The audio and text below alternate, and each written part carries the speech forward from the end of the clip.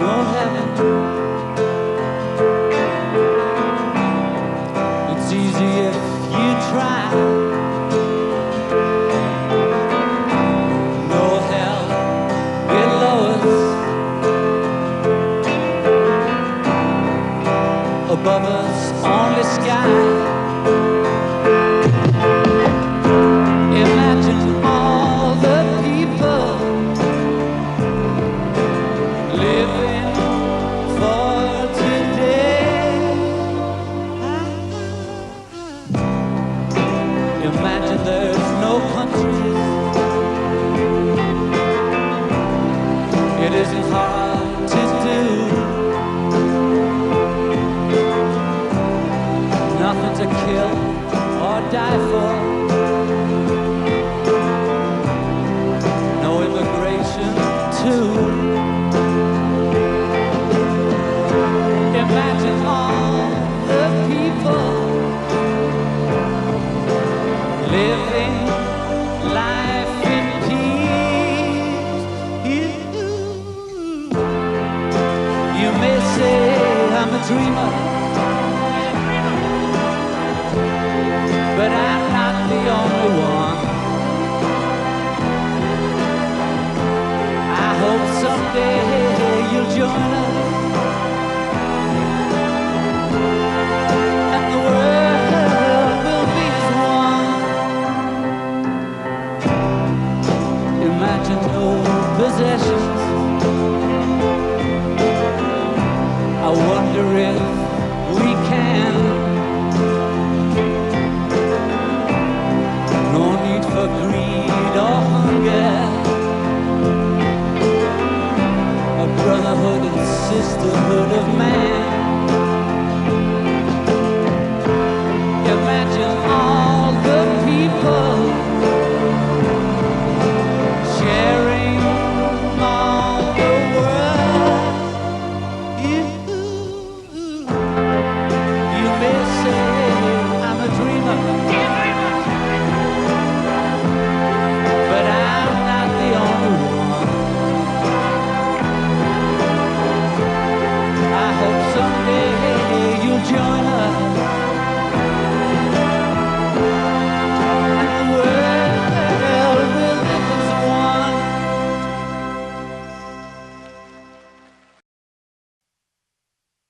Hello, everybody.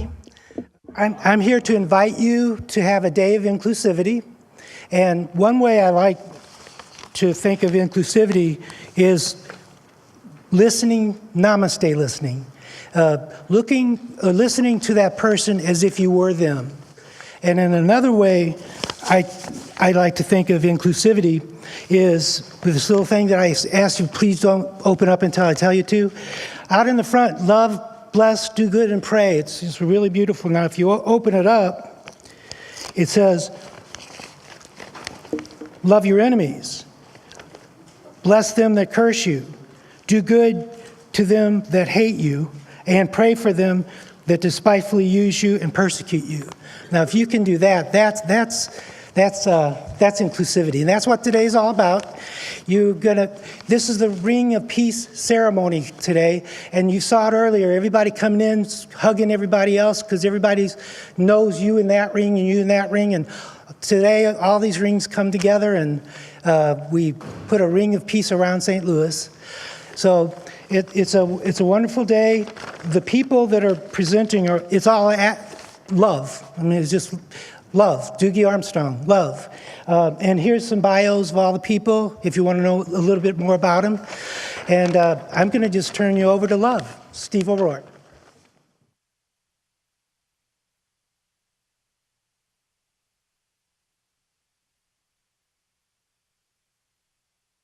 Welcome, everyone. Thanks for being here. Carl, what a great man. I've known Dr. Carl for years. Carl was very good about promoting the Season for Nonviolence when I was involved with that a number of years ago, and that's how we really got initially connected. It wasn't until the last year or two that I decided what better to have a friend like Carl be your veterinarian? And so, yeah, Carl has a practice down in Arnold, which is miles and miles and miles away from our home in Creve Coeur, but he lived out near us, and nice to have a vet that makes house calls.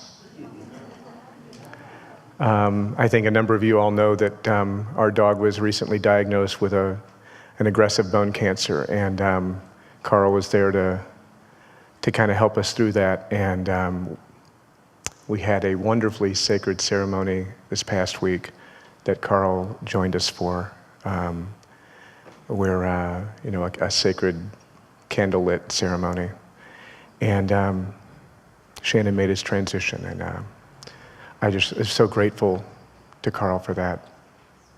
Thank you. I want to introduce Jack Sisk. Jack is the leader of the Living Insight Center, and if you're not familiar with the Living Insight Center, it's a wonderful place that honors all the world's religions, almost like a museum with artifacts from the different religions. I love what Jack talks about, God being light, and that all the colors of the rainbows are just different religions, and while each of us may have a different color that we prefer, no one color is any more beautiful than the other. Anyway, Jack, would you come up and give us an opening prayer?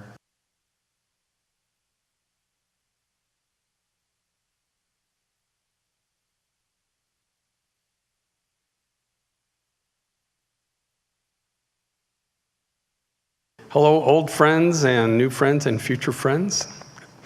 I invite you to shed the busyness of the day and come into your center. Join me in a prayer. Be here, and be here in this present moment.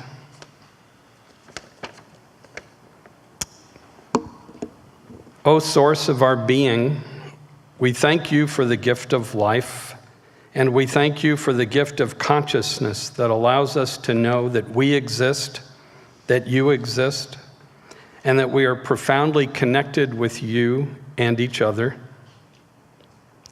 We know there is only one light, though the lamps be many. We honor every individual as a sacred creation. We honor each person's right to see reality and relate to you in his or her own way. And we declare our commitment to bring our diversity into peace. We see there is a great need for love, healing, and harmony. May we learn to manifest unconditional love for everyone, everywhere. As we know, we must learn to love even people who do things we dislike, to love even people who threaten us or harm us. We recognize that people who threaten harm often do so because they themselves have been harmed. So we pray that we will find compassion for them in our hearts. May there be peace on the stage of life where we are all players. May we be joyful players, full of love for our existence and for all of our brothers and sisters. May we understand that as strings in a sacred instrument, we must not try to make other strings play our note, but rather we must learn that the most beautiful music can come only if we learn to harmonize. May we work together as a global family, setting aside differences of race, religion, nation, and anything else, for only then can we create peace on earth. Om Shanti Shanti Shanti. Peace, peace, peace. Thank you.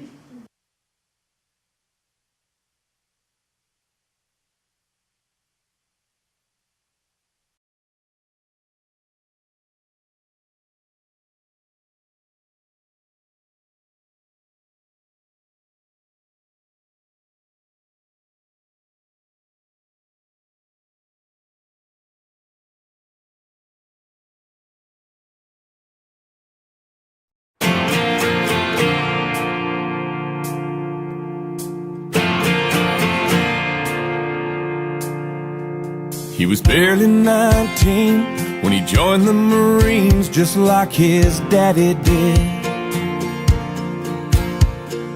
Glory bound and bulletproof was that small town kid. They shaved his head and shipped him out to somewhere stand. They gave him a gun, said get the job done, and that boy became a man. And for 3 long years he fought hard for Company C, till the day his wheels touched down in the land of the free.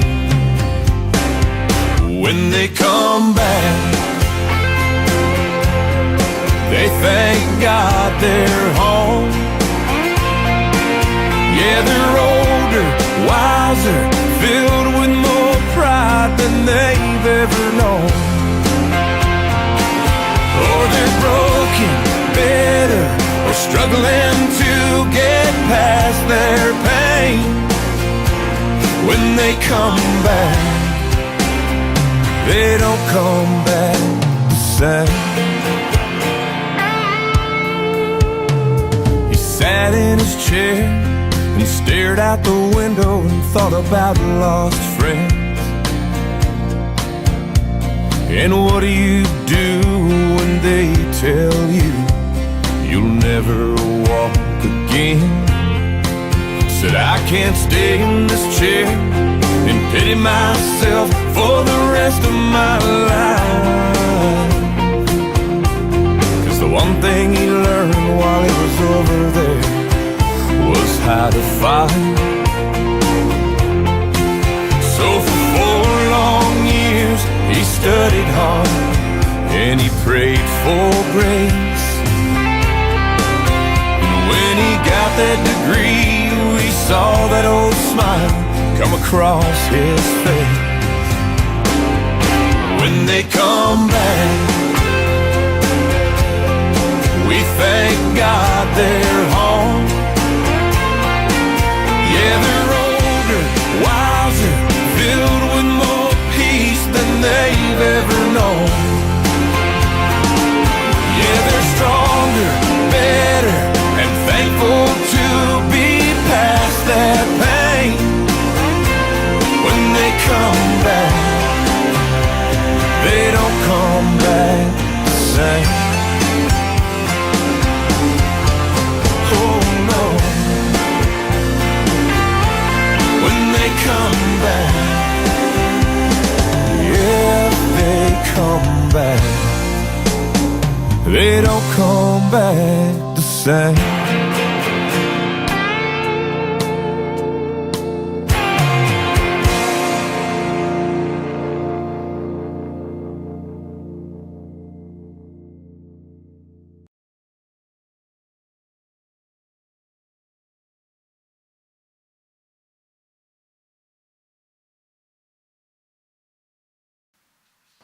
To be inclusive, we honor the peacemakers and we honor the soldiers. For instance, Jeannie Breeze, sitting there. World Peace Day at the end of the year, one of the biggest peace events in St. Louis. Rebecca Whitaker, she's sitting over there. Peace Garden at Earth Day, so these are the peacemakers. We have Woody Powell. Would you stand up, Woody? He's a veteran for peace. He's a soldier. He worked with Army dogs, and he's with the Veterans for Peace, and he's our soldier today. Yeah. Thank you. It's a great video. Thanks, Doogie. It's a great honor to bring those folks home who've risked their lives to defend our freedom. I want to ask Michelle Van Hoosen and her family to come forward. Michelle is the director of Unity Church of Light, or Unity Church of Peace in Bayless, St. Louis. She's a singer, songwriter, and New Thought musician. Been involved with the Unity movement for a number of years. She also teaches Tunes for Tots, at St. Lucas Preschool. Michelle graduated from Lincoln University with a degree in communications and then went back later to get a degree in sacred music. And I thought that was very cool. My hometown, Lincoln University.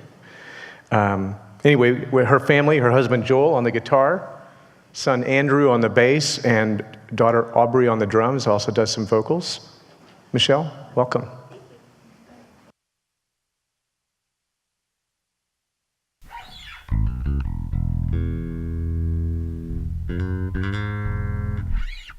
Some of our songs you get to participate in.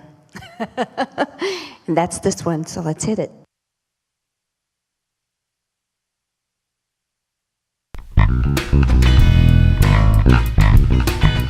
you can get up and dance if you feel like it. Whatever you want to do. Dance in your chair. Dance in your heart.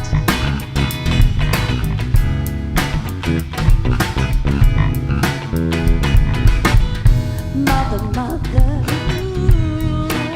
there's too many of you crying.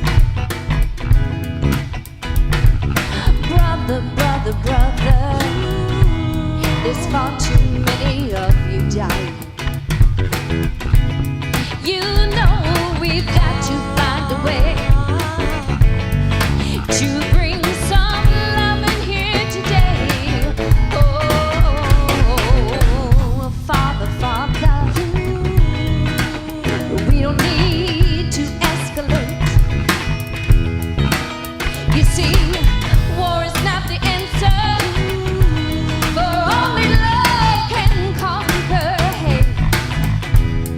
You know we've got to find a way to bring some love in here today. Picket sign, brother, and picket line, brother. Don't punish me, brother, with brutality, brother. Don't talk to me, brother, so you can see what's going on. What's going on? What's going on? What's going on? Sing it. What's going on? What's going on? What's going on? Hey, do-da-da-dee. All right, on, mama, round. La-di-da-do-do-do-do-do-do-do-do-do-do-do-do-do-do. Shoulda-did-do, shoulda-did-did-did-did-did-do. Shoulda-did-did-did-do, shoulda-bo-bo-bo-bo-bo-bo-bo-bo.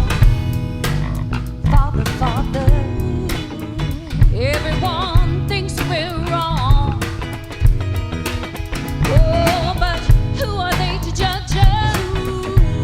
Simply 'cause our hair is long. You know we've got to find a way to bring some love in here today. Picket lines, sister, picket signs, come on, sister, won't punish me, sister, brutality, sister, come on, talk to me, sister, so you can see what's going on, what's going on, what's going on, what's going on, what's going on, what's going on, what's going on. Hey, do-da-da-day. All right, on, mama, right on. Da-da-da-da-da. Shoulda-dee-yo, shoulda-dee-dee-dee-dee-dee-dee-dee-do.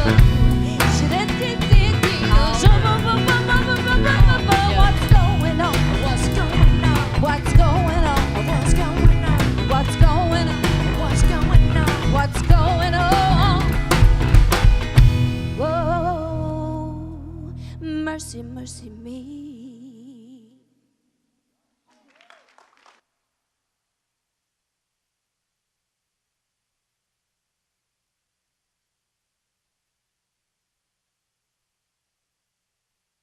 Michelle, awesome. Thank you. What a way to get us going. Thank you. Thank you. It's my honor next to introduce Mark Madsen. Mark has an incredible story. I don't know, many of you probably already know it, but I mean, first of all, Mark, he's a teacher and actor and singer, speaker. just an incredible background. I looked at his bio, and his Vita is like 10 pages long. Mark is the owner of Midnight Sunburst Studio and Recording Studio. He's been a director of musical studies for the University of Missouri St. Louis for 20 years, and has just an incredible background in opera and musical theater. But Mark's story was, in 2001, he was on his way back from Cincinnati and hit a deer at highway speeds and was in a convertible and rolled like 5 times, and about 5 weeks later woke up in the hospital having no idea what happened. But he had a spinal injury and a tracheotomy which left him without a voice. And here was a man who had so relied on his voice. Through therapy that Mark actually worked with another gentleman, the Lasac Madsen resonant voice therapy, he was able to heal his voice and has since come back and done some marvelous things. Mark, you want to come up and do a little bit of your magic for us? Thank you, Steve. All right, the mic's on, good. I have a new housemate. Joseph Liederbrand is going to play Native American flute on this piece, and we're going to need that mic and, yeah. Wichasha Wakan. Wichasha Wakan was the name of an Oglala Lakota Sioux Native American. And he was a holy man, medicine man. And John G. Neihart wrote a book about Black Elk called Black Elk Speaks, a very famous book. And I've got an interesting connection, several times removed, I feel, with Black Hawk. John G. Neihart went and lived for a couple of years with Black Elk on the Pine Ridge Reservation in South Dakota. And his young daughter, Hilda, came with him and spent all that time with Black Elk. And she was a good friend of my mother's. And through my mother, I met her. And I got real interested in Black Hawk and his teachings. In the book,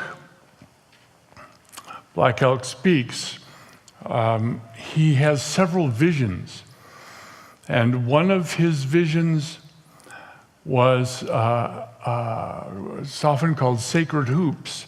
In Native American belief system in their life, the hoop is a very important symbol, sort of like the cross is for Christianity. And in this vision, he talks about the hoop of his people being one of many different hoops, one of many different tribes, different nationalities. So this is Sacred Hoops, Black Elk's vision of world peace.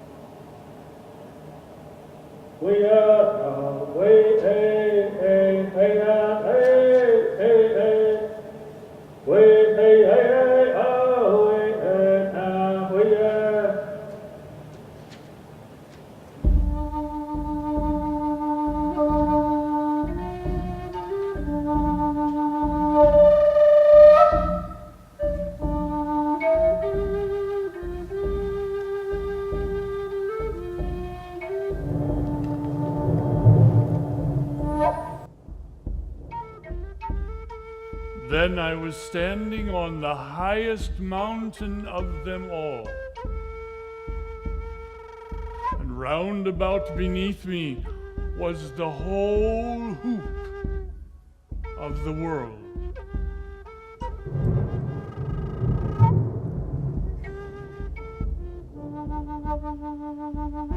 And as I stood there, I saw more than I can tell. And I understood more than I saw. For I was seeing, in a sacred manner, the shapes of all things in the spirit, and the shape of all shapes as we must live together like one being.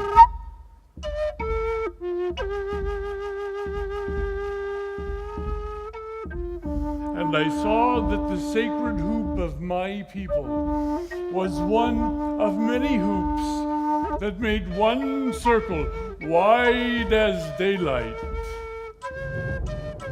and as starlight.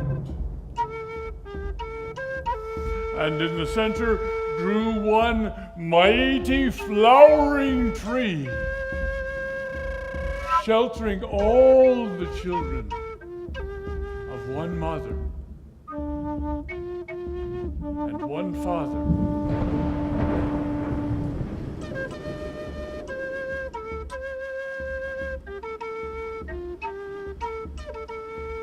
And I saw that it was holy. Holy, holy, holy is the Lord God of hosts. Heaven and earth are full of your glory. Hosanna in excelsis!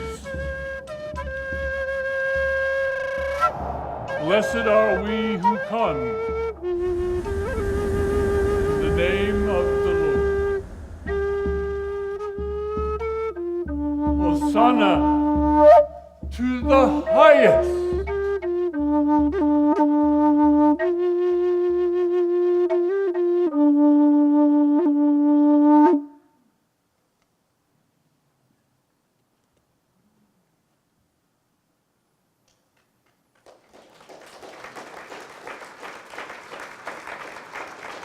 Thank you. Thanks.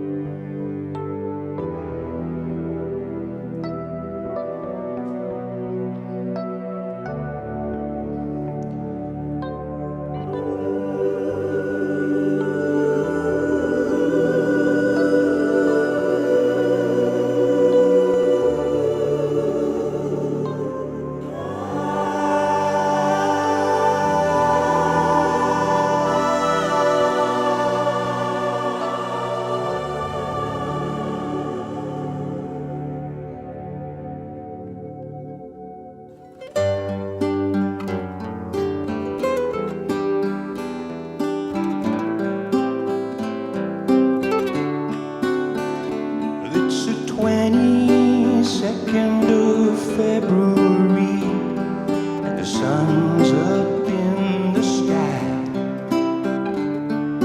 The weatherman at lunchtime said we might get a record high.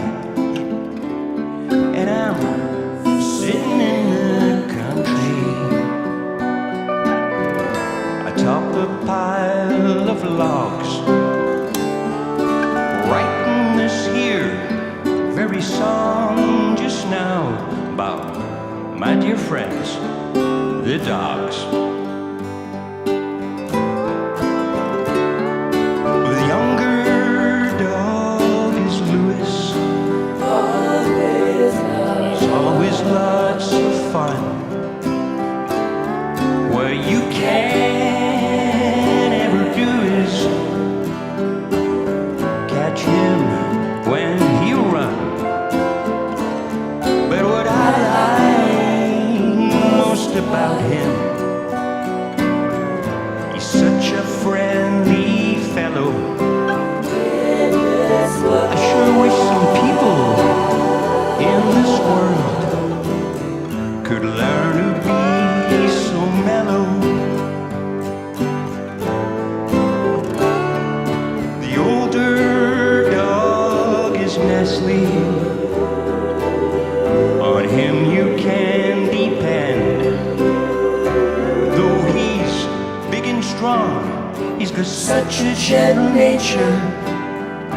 A loyal and trusted friend. And when I'm feeling lost in life and don't know where I'm going, I gain inner strength through the eyes of the noblest beast I've ever known.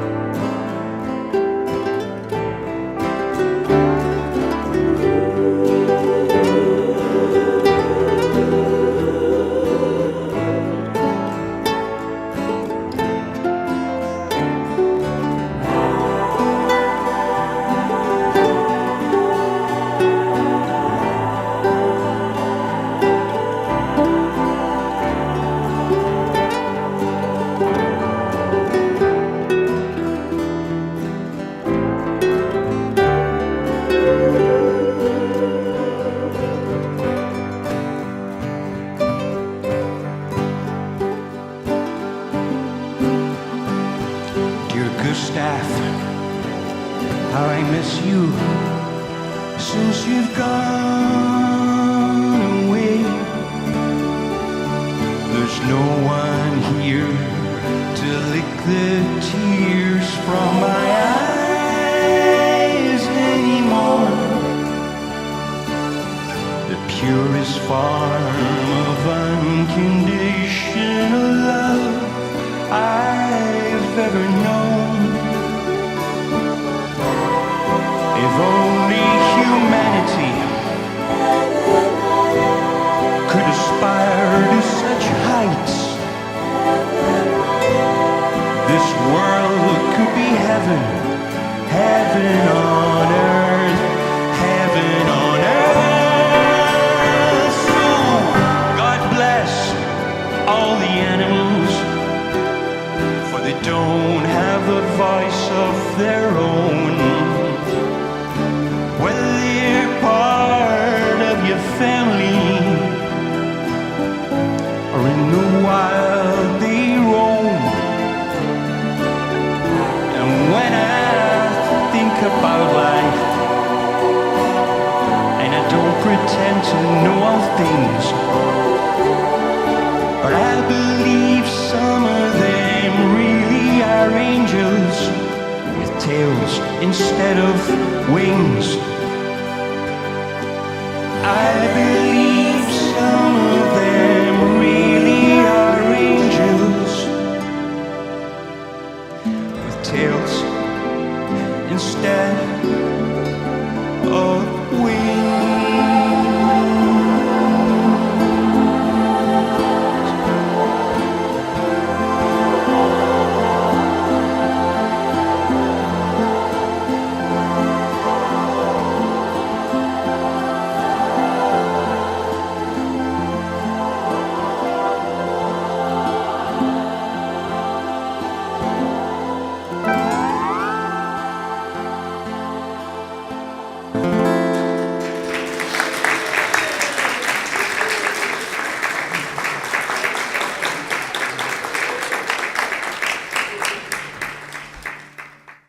Wonderful tribute to man's best friend. We played that Wednesday night.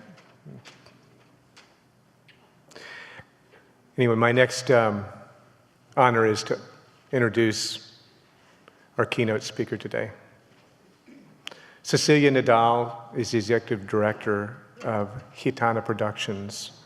Gitana, which means gypsy in Spanish, uses music, dance, and drama to bring ethnically and economically diverse groups of people together in acceptance and mutual understanding.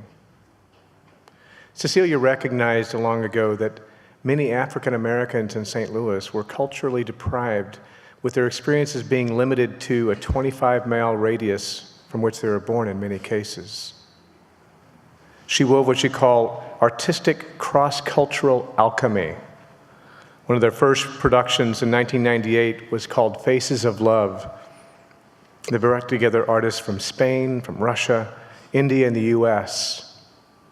Later from China and Brazil, Japan, Peru, Morocco, and other countries from Africa and the Middle East, including Iran and Afghanistan.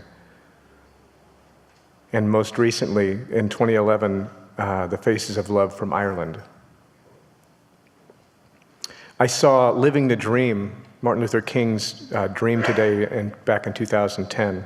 This was a tribute to Martin Luther King. And Jim McGinnis, who is the executive director of the Institute for Peace and Justice. Jim was instrumental in bringing Arun Gandhi here with the Season for Nonviolence back in 2006. He was a wonderful man and a great tribute to Jim. Anyway, Cecilia is just a remarkable woman, been recognized for her accomplishments by many organizations. Please join me in welcoming her up to the podium.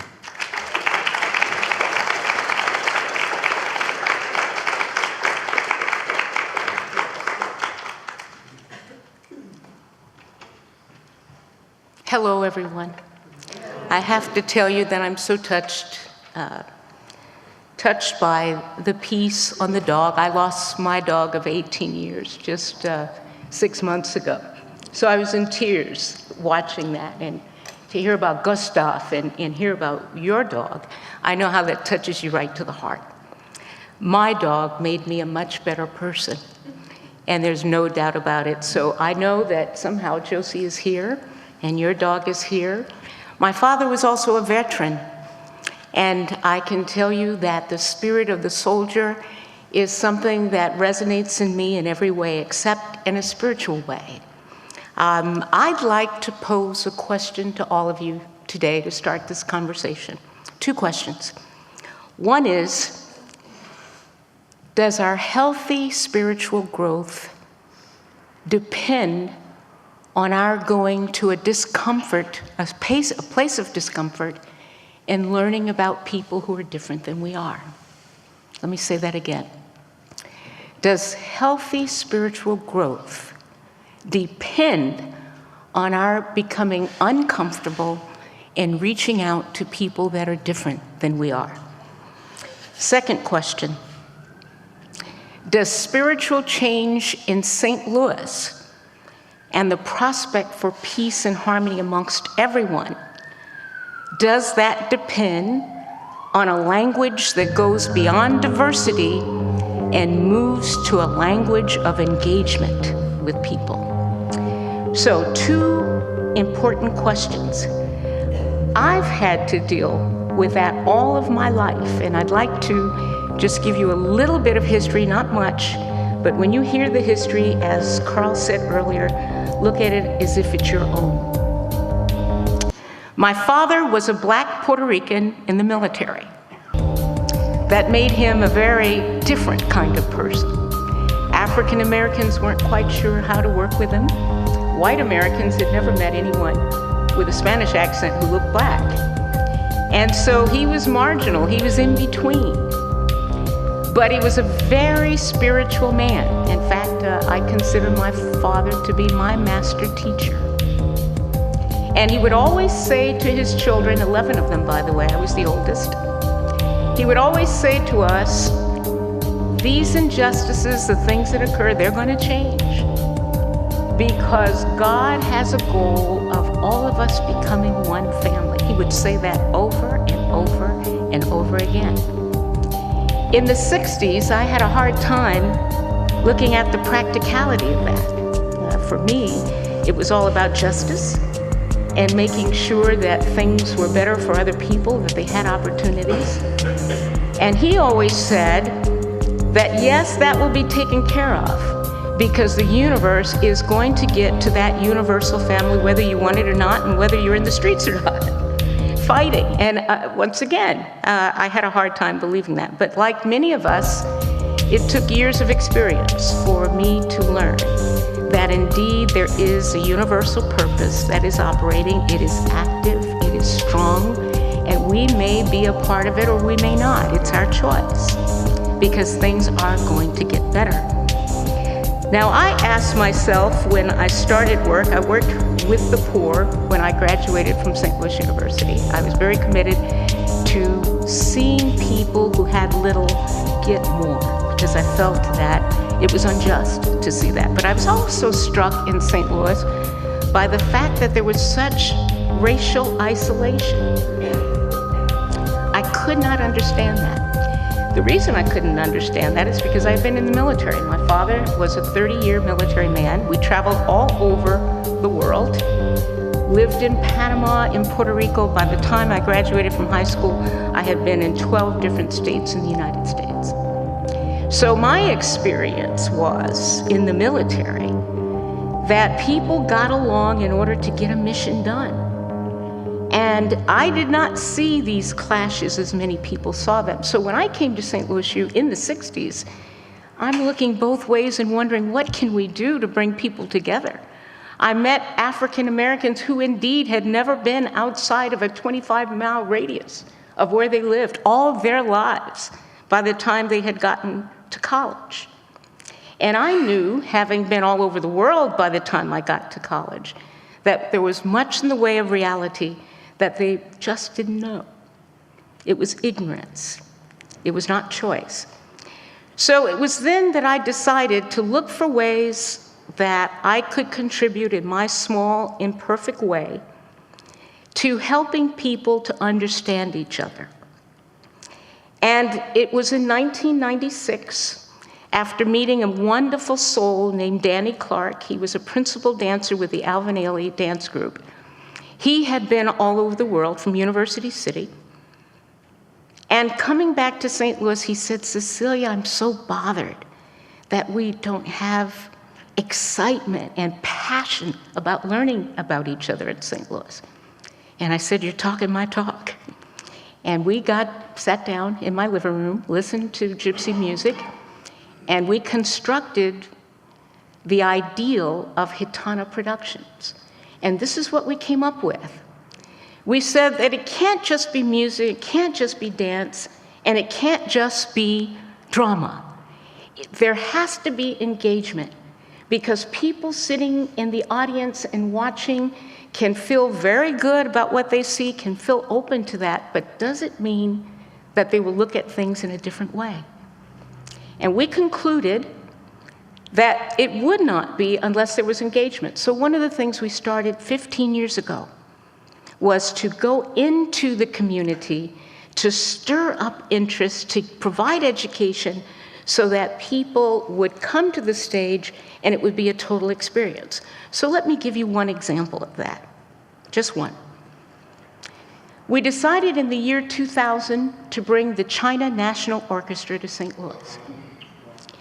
And I went to Beijing to meet with the Minister of Culture. His name was Li Gang.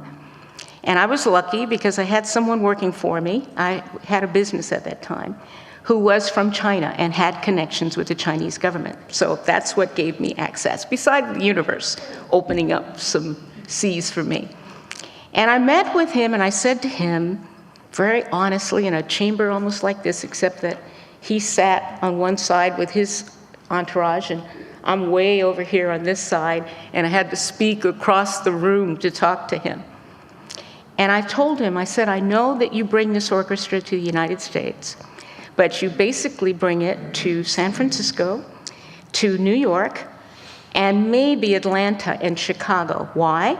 Because of the numbers of Chinese that lived there. And they felt that was a good market for them to go to. But I said to him, "I want you to come to St. Louis. And here's why. In St. Louis, we have 35,000 Chinese people who are basically disconnected from the arts. They didn't come to most of the shows that were there.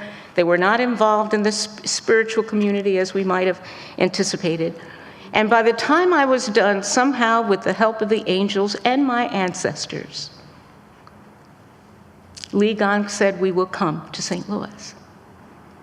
Now, mind you, this is 80 members of the top orchestra in St. Louis. So I, of course, was worried about money. They would pay for all the international travel. The only thing I had to do was to take care of room and board and get them to a hall where lots of people could see them. So my mind started clicking. Who can we bring together? We made contacts with the Organization of Chinese Americans.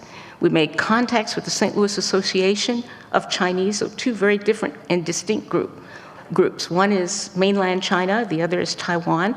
They don't always get along together, but when it came to this orchestra coming to St. Louis so that their culture would be represented, they were excited, and they came together as one, not apart, but as one. When the China National Orchestra came here, we took them to St. Alphonsus Rock. Now, how many of you know about St. Alphonsus Rock? Okay, it's a black church that's kicking, a Catholic church, and they played music that's out of this world. We took those 80 members to St. Alphonsus Rock, and by the time the choir and the band started to play, they had their flashes on and even came up and partook of the sacraments. They didn't know what it was about. They just wanted to be a part of it. Now, because we took them there, half of St. Alphonsus Rock came to Powell Symphony Hall to see them. They would have never come to see a Chinese orchestra had it not been for the engagement, bringing those people to their territory so that they could share and feel what they had in their oneness. And this is a main point that I'm going to make here. We talk about oneness all the time, but unless we create a flood of moments of oneness through experience, oneness is just a concept. We have to create those moments of engagement that count. By the time the China National Orchestra finished with this experience here in St. Louis, one of the classical music writers made the comment, we have never had 2,089 people at Powell Hall where 1/3 of them were African American, 1/3 were white American, and 1/3 were Asian. That has not happened since. Now, I'm here to talk about spiritual matters, not necessarily about Hittite, okay? So I want to get back to the point. I've learned in my lifetime that the only way that I could grow spiritually is to be able to see who I am through the eyes of people who are different than me. So let me give you one example. I was in Brazil and went to Manaus, to a small village off the Rio Negro, which is in the Amazon. And I had a choice. I was with a group of people. We had a choice of either going into the jungle and just traveling and looking at nature that was there, or staying in the village. And this was a natural, authentic village that was there. I didn't like bugs, snakes and things like that, so that was a pretty easy decision. I stayed in the village. It was tough because these folks were speaking an entirely different language. It was not Portuguese. It was not Spanish, so I had no way to get a connection with the language. I could only sort of sit and use my body language and my smile and whoever I am as a way of communicating with the people who were there. So I'm sitting alone and no one's really talking to me. They're sort of knowing, yeah, that's that tourist who's here. And they avoided me, but nor was I an adjutant. But this little boy came up to me and he brought, made out of leaves from a palm tree, a bug that he made. And he gave me that bug, and he said something in his indigenous language and had the biggest smile on his face. And at that moment, he and I were just Cecilia and this little kid. And then I heard a woman singing in the background as I'm playing with this child in front of me. And she has a voice that's very serene, and it's da da da da da da da da da da da da. And I look at her, and she's about 87, 90 years old, old woman. And she's getting into a boat with her laundry, and she's got a paddle, and she's singing the whole time as she's getting ready to go someplace on that river where she could wash the clothes and do them as clean as they could be. The 2-3 hours that I spent at that moment with the little boy and watching that girl, as I sat there and thought about all the worries that I normally have about what I will do when I get home, what's the next part of my trip, it completely disappeared. I was one with that environment, with that child, and with that woman. And what the woman gave me at that moment was an understanding of what it means to live in the moment. She did that for me because I had to sit still, and there she was just doing a very natural kind of thing. Now, that's an example, but there's another example that was pivotal for me, and I'm going to tell you about, true story, at St. Louis University Hospital. I was friends with a woman who's a psychologist. Her mother came from Mississippi, never had an education more than the 7th grade. And she was dying at St. Louis U Hospital. She had a huge family, so there was about 20 to 30 people who would come every day to see their mother. Next to her was a woman of some privilege whose son was a doctor at Barnes Hospital, had a private room. This woman was in a room with others, and there was a little bit of discomfort on the part of the staff because all these people were coming into this room in the day to talk to this woman. The woman of privilege at 2 o'clock in the morning heard Ma Elliott, which is what we called her, singing a gospel song. Now here she's on her deathbed, and all of a sudden in the morning she's singing a gospel song. And the woman in the other room, in the private room, started to have tears in her eyes. She called the nurse on duty and said, "Who is this woman next door?" And they told her, her name, they call her Ma Elliott. She's got a ton of kids, and they're always here every day making a ruckus. And then this is what the woman said. She says, "You tell the administrator to come over and talk to me tomorrow."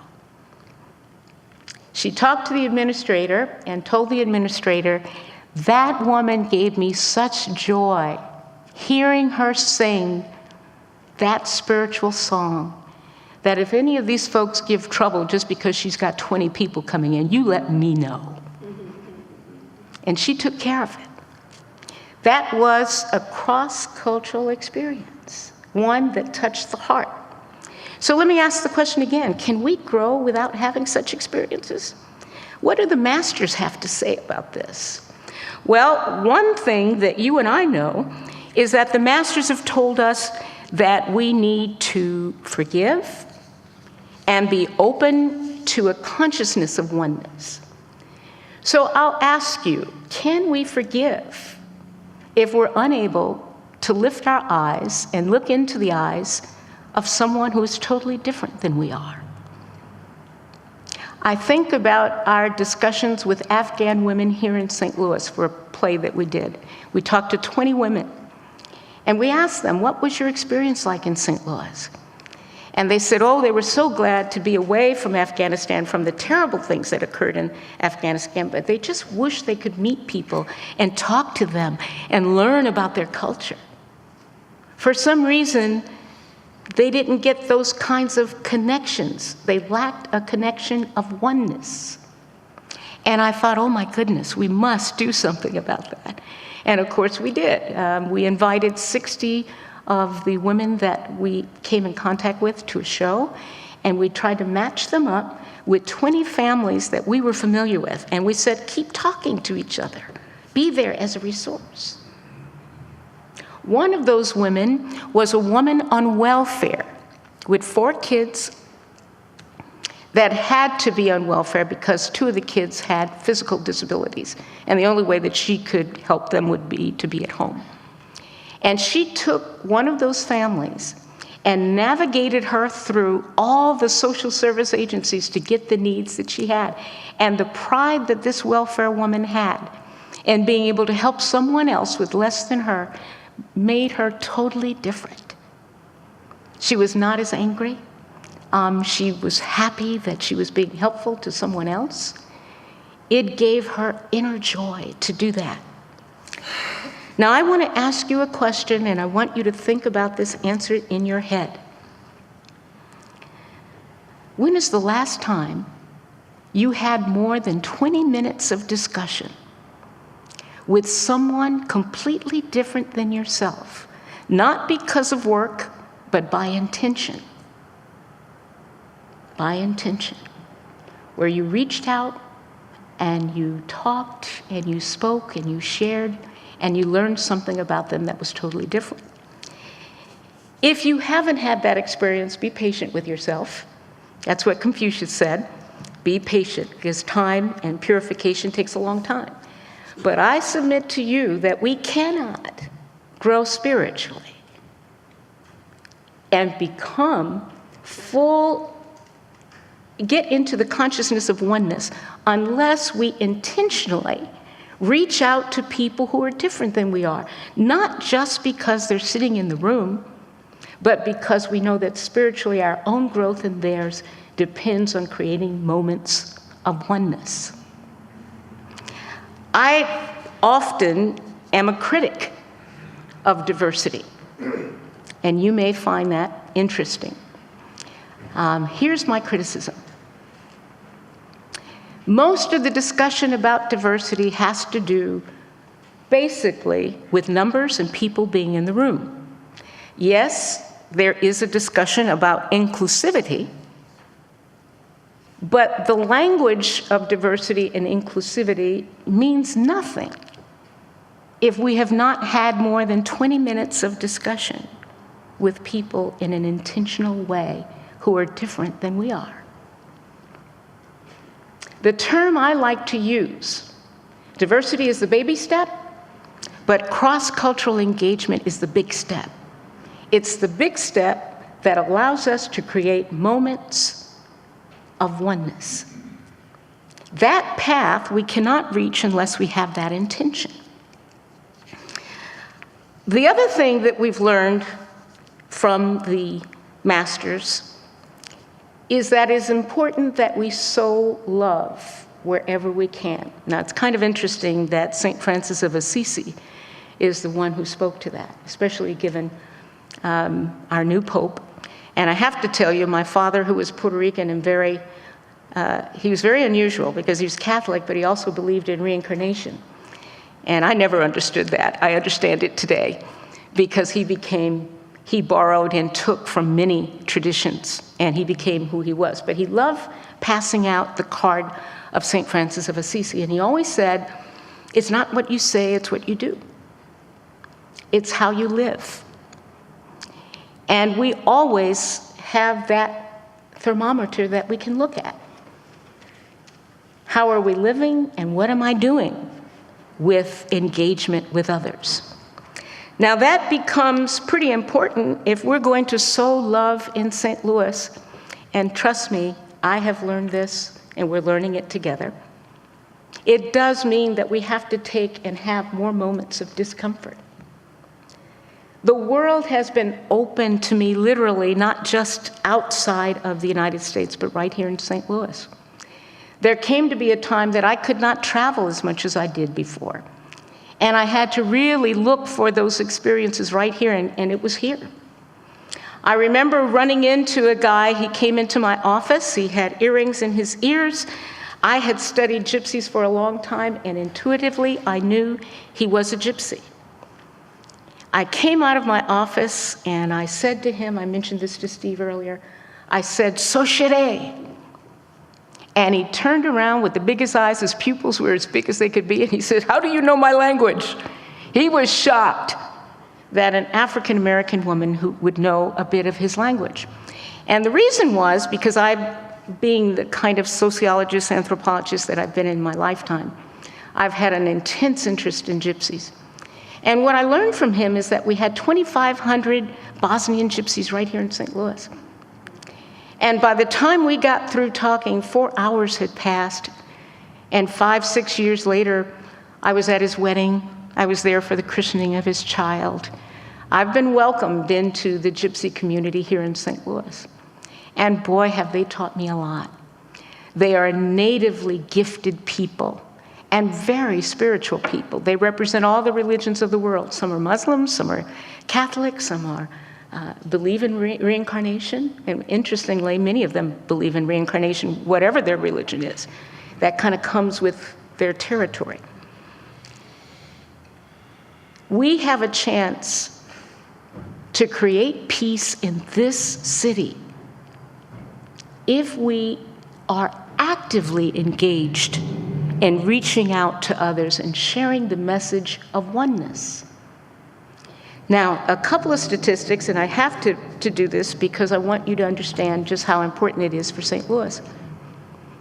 We have 350,000 poor people in this region. We have 15% of the state of Missouri, 15% of the entire population that are disabled. That's a huge number. A lot of people who don't have very much. Can we be on a path of spiritual development without reaching out to those people in some way? Is that possible?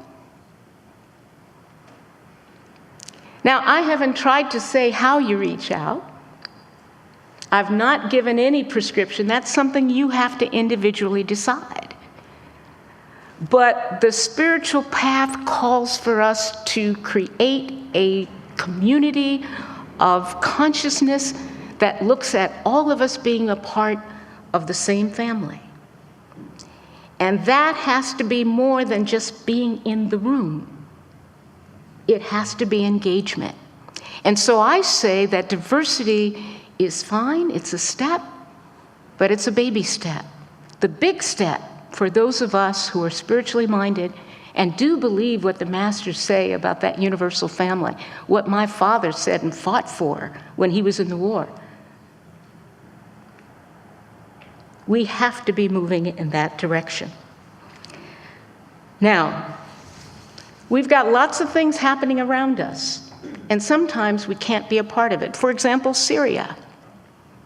Thousands and thousands and thousands of people are dying there. I don't live in Syria, neither do you.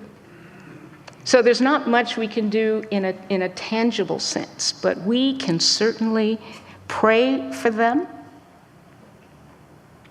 We can ask for some change that will occur that will allow for all those people dying not to die. And certainly we can be conscious of what they must be feeling as all of these things are happening around them.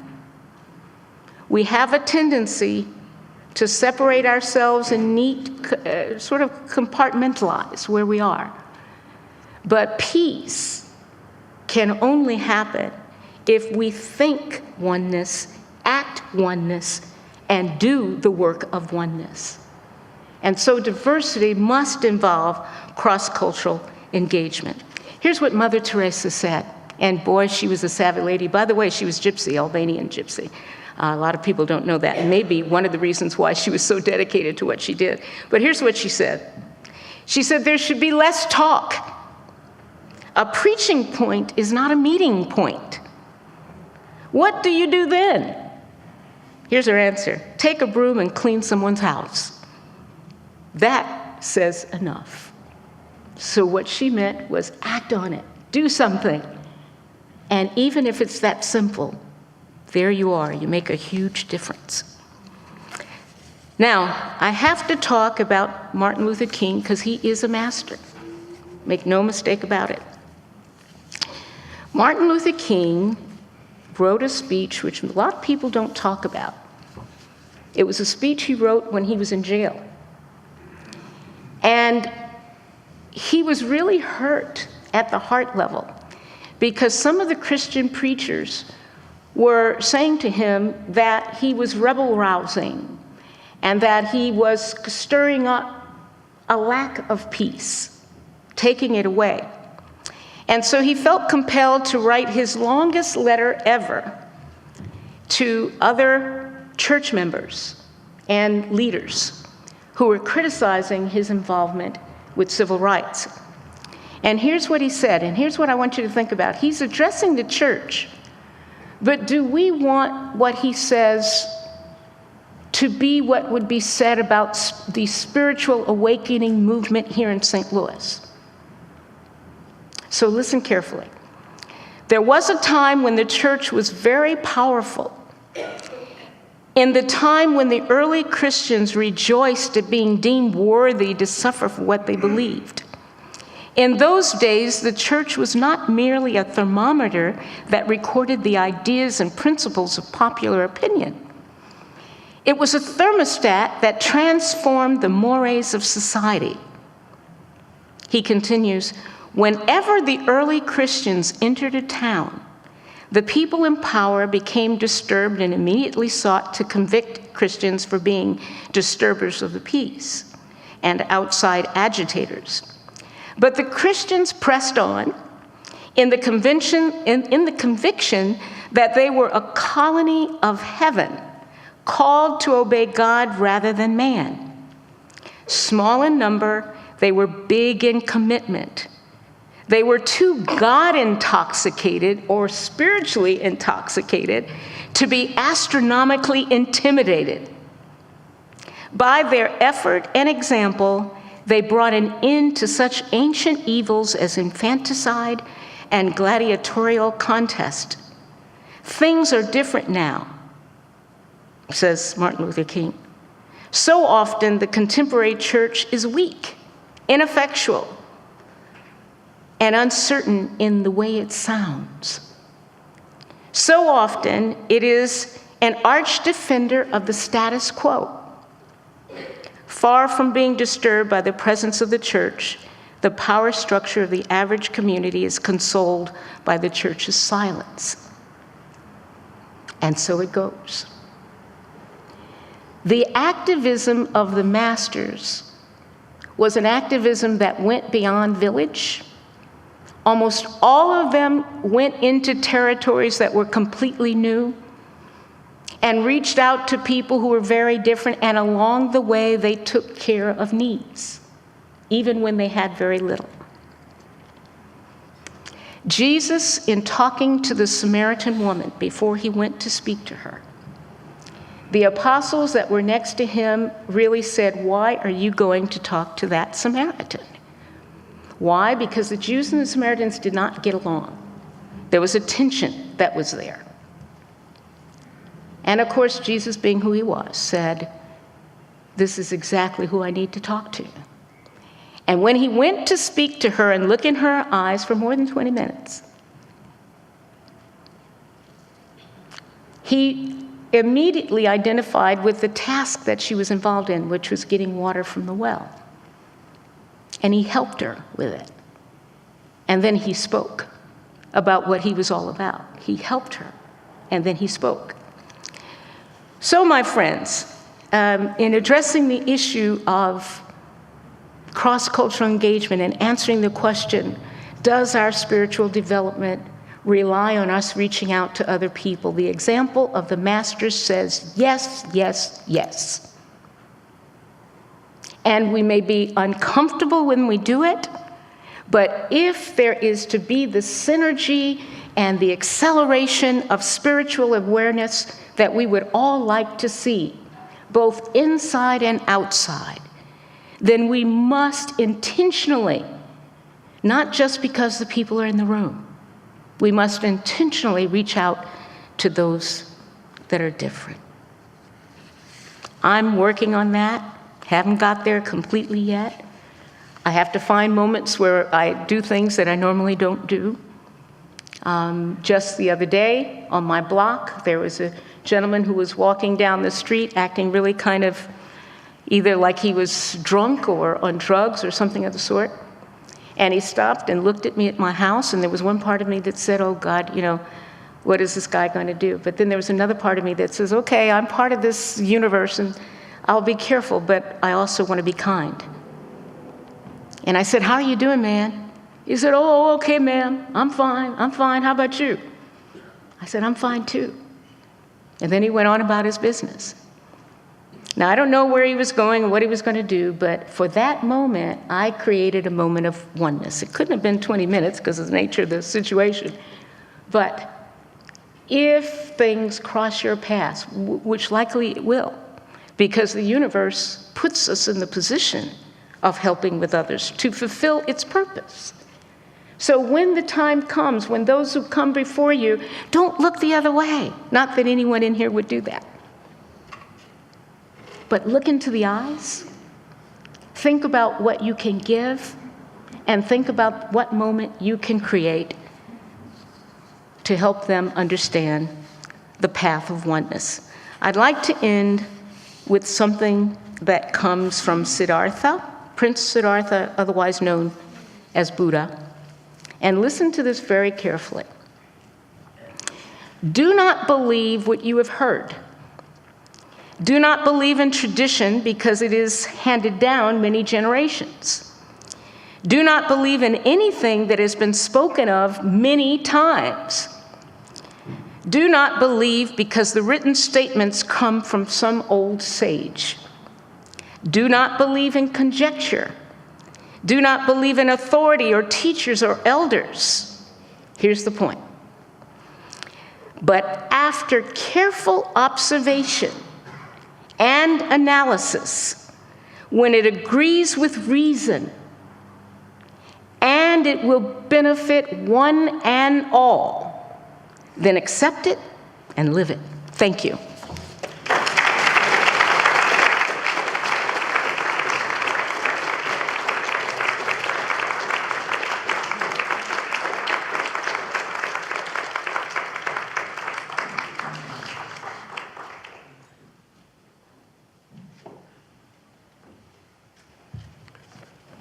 What a remarkable woman. We're very fortunate to have you here in St. Louis.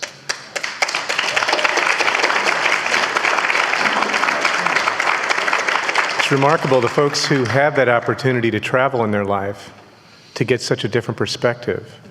And the notion that so many folks don't venture far away from where they came, it doesn't really give them that perspective.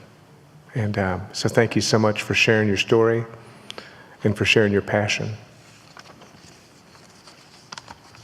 I'd like to introduce Mark Madsen again. Mark has another gift for us that we're eager to see.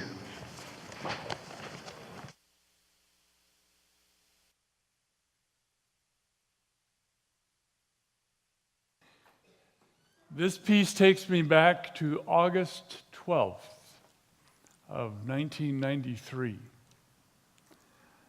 And it was a rough time in my life, and I felt like I had bars and chains around my heart. And almost like I had made my own prison. And that was the night, the first time I ever experienced the Perseid meteor shower. And I was high in the mountains in Colorado, and I spent the night outside watching this meteor shower, and sometimes you would see 2 or 3 or even 4 meteors in 1 minute. And it was amazing. And sometimes you'd wait for several minutes and then there'd be more. And I had this spiritual, religious vision, experience of oneness with whoever the entity was that created all these stars, the star creator. And I had the distinct feeling that it was primarily feminine, a goddess, if you will, the Star Lady creator. And so this piece is called A Celebration of Oneness. And I have my goddess friend, wonderful yoga teacher, and meditation teacher Sherry Summers is going to join me on this, and she'll be dancing the part of the goddess creator. Sherry?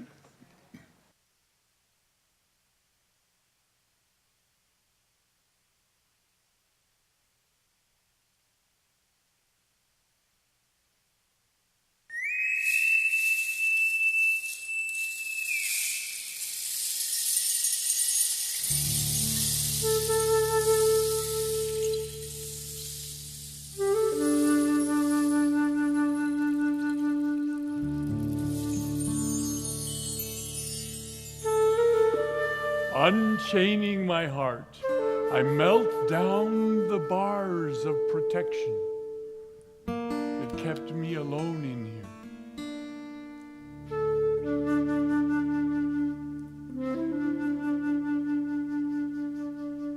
I emerge in a light-hearted freedom, and I shed the old hide that I thought cloaked my fear.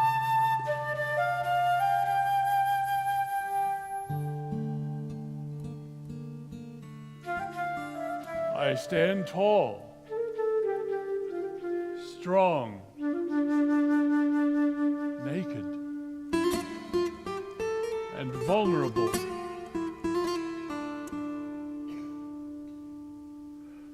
For the star creator came in a meteor shower of power and light that transformed my night with a crystalline, magic, ecstatic vision of wholeness and funness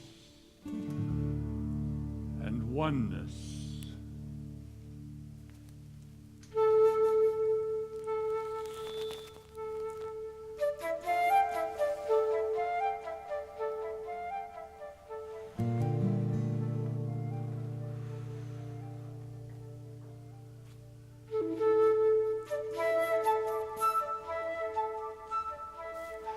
My power is truth,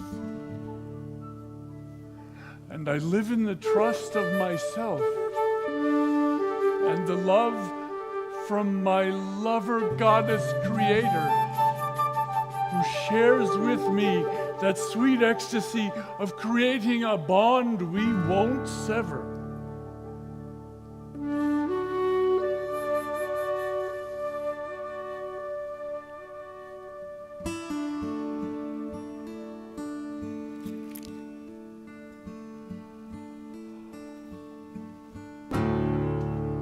Our essence is sacred and wholly enshrined in the flames of love's holy fire.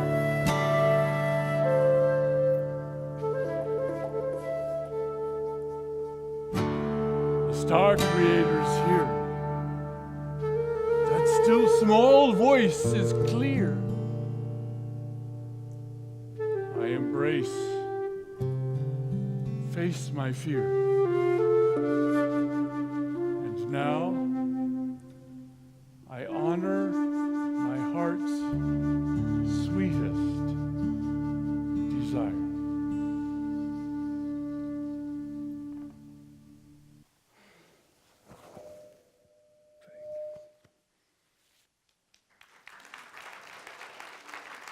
Thank you.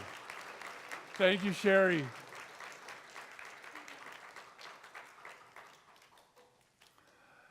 In order to create oneness, we need to forgive. When we hold grudges against people that we seem to think did us wrong, or whatever the incident was that causes the lack of forgiveness, that is a big bar to creating oneness with our interpersonal relationships and with oneness with countries. And I wrote the forgiveness song. Many of you know the song. I like to give these I like to give this song away as a healing tool. So I have some forgiveness CDs today that are gifts. I have a box of them that's back here. Then I'll have a box of them at the picnic. If you have a forgiveness issue with somebody in your life, or a forgiveness issue with yourself, I've found, and many people have told me they have found this to be a wonderful mantra. You put this CD on, it's a 3-minute song or so, but it plays over and over and over. And hopefully it sinks in. My good friend Ann Achenbach will be singing with me on this. Unfortunately, she's not here, so you'll hear her singing the female part because I wrote this as a duet. So this is the forgiveness song.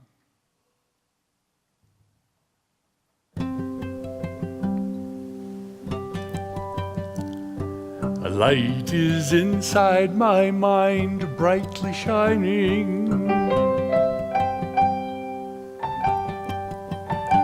showing this is an end and a beginning.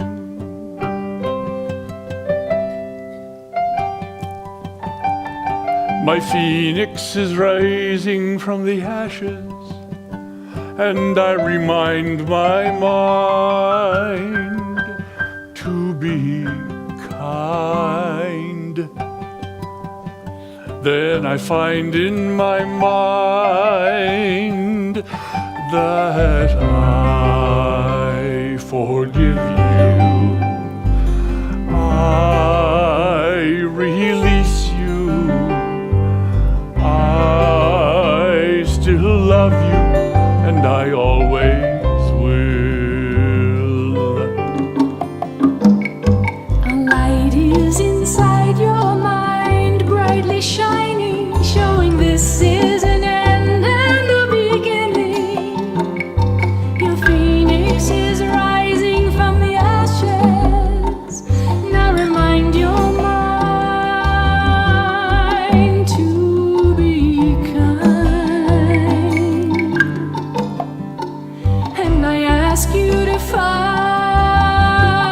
that you Join in. can Please forgive me. Please release me. Always love me as I will love you. A light is inside my mind, brightly shining, showing this is an end and a beginning. My phoenix is rising from the ashes, and I remind my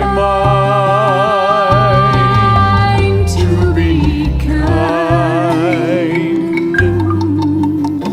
And then I find in my mind, please join in, that I forgive you. There's a light in I release you.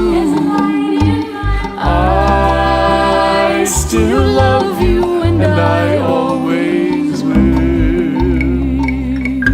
And again, I forgive you. There's a light in I release you. I still love you, and I always will. I forgive you. There's a light in I release you. I still love you, and I always will. I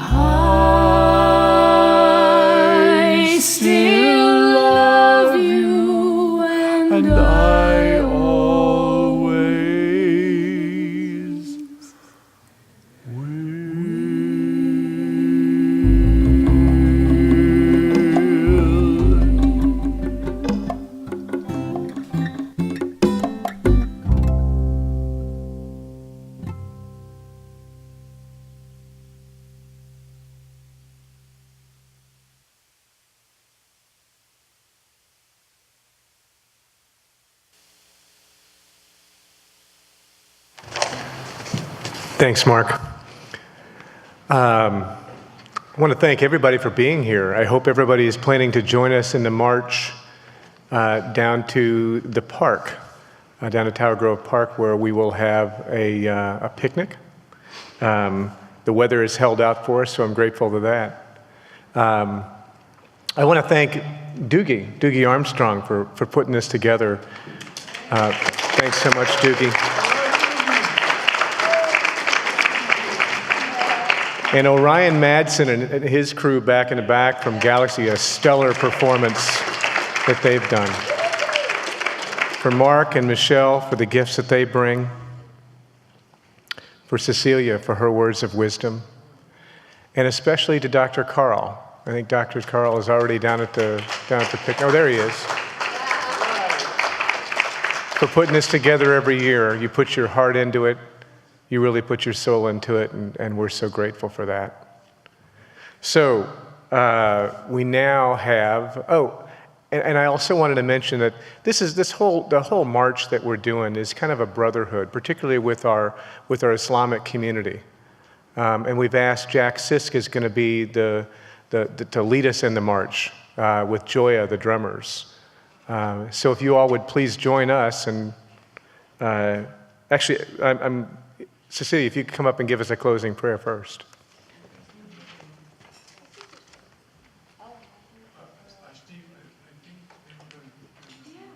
That's true. You guys are supposed to be getting into position. I'm sorry. To remind you to go back there. Yeah, no, I'm sorry. Yeah. Thank you.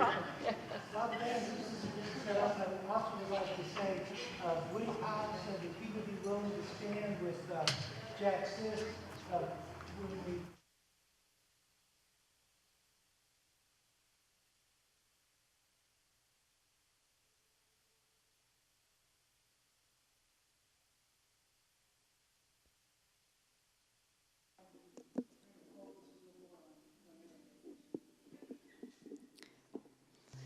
Well, we've been forgotten before in a service.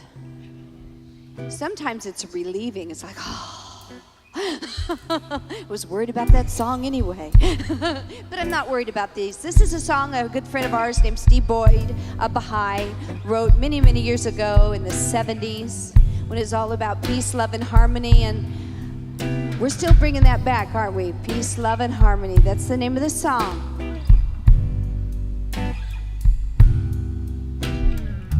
If war could solve the problems of this world, I know it would have solved all our problems long ago. Love is the answer, and this is true, I know. So look inside and you'll see that love's the goal. Peace, love, and harmony. Well, it is that easy. You gotta love your neighbor as yourself. God loves us all, you see. So if I can love you, you can love me. That would make more sense than anything else.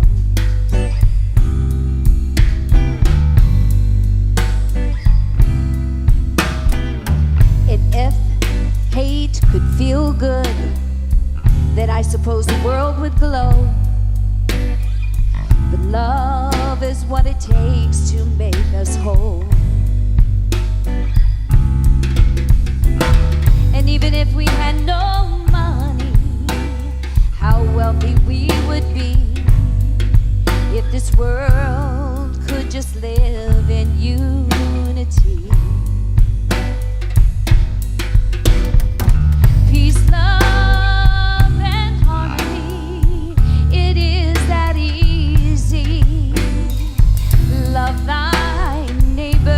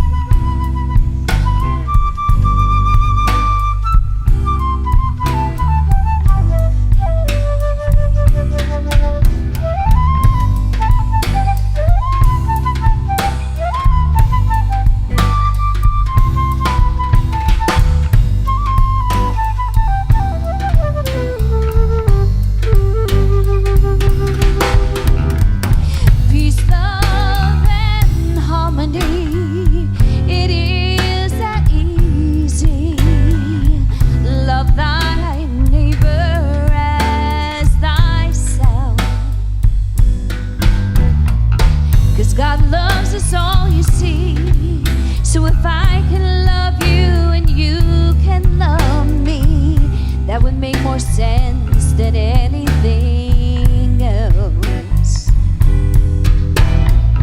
That would make more sense than anything else.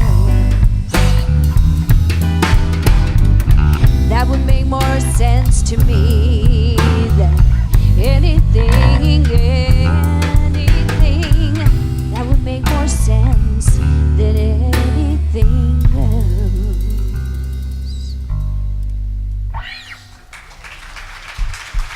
Thank you so much. When we started playing as a family band, I thought it would be a great name to call us Nepotism. You gotta be related to join the band. This is my daughter Aubrey on the drums. I should say our daughter Aubrey, and this is our son Andrew on the bass. And this is my dear husband of almost 30 years on the guitar. And I'm Michelle. We're gonna do one more song together. Everybody, let's get together. Try to love one another right now, okay? Hit it. 1, 2, 3,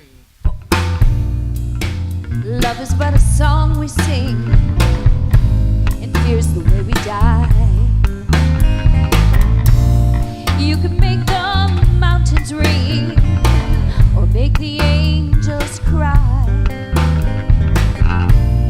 Though the bird is on the wing, and we may not know why.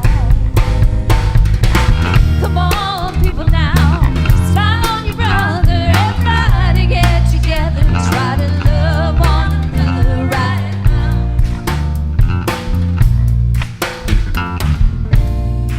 Some may come and some may go. We will surely pass.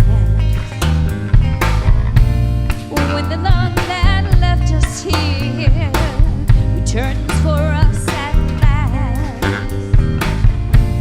we are but a moment's sunrise, fading in the grass.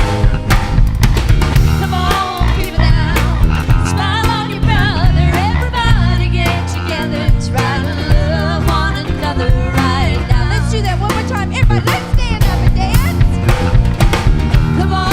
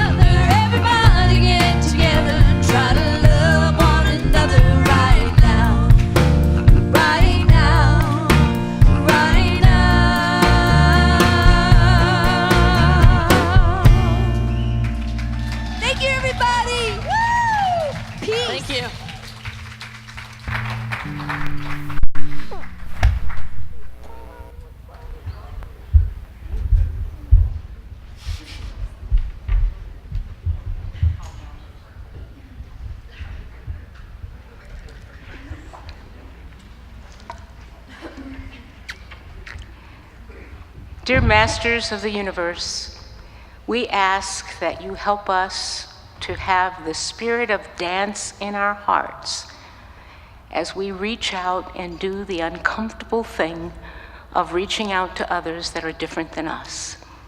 Let us celebrate with joy and let us fulfill the universal purpose of having one happy, loving family.